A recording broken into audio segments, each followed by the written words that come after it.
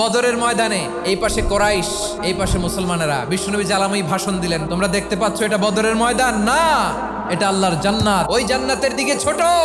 বিশ্বনবীর কথা শোনা মাত্র সাইয়েদনা উমাইর ইবনুল হুমাম বললেন বাখ বাখ, মানে চমৎকার।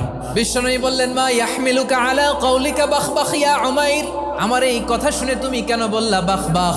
ইয়া রাসূলুল্লাহ, আপনার এই কথা শুনে আমি বড্ড খুশি হয়েছি, আর আমি প্রত্যাশা করছি আমি যদি ওই জান্নাতের মালিক হতে পারি তাহলে কতই না ভালো হতো। সুবহানাল্লাহ বলেন। বিশ্বনবী বললেন উমাইর আনতা মিন আহলিহা, তুমি ওই জান্নাতের অধিবাসী, তুমি জান্নাতি। উমাইর চিন্তা করলেন আমি জান্নাতি, নবীর মুখ দিয়ে যখন বেরোইছে ওই জান্নাতে তো আমার ঢুকতেই হবে, কিন্তু হাতে 3টা খেজুর খেয়ে যদি জিহাদের ময়দানে যাই তাহলে জান্নাতে যেতে তো দেরি হয়ে যাবে।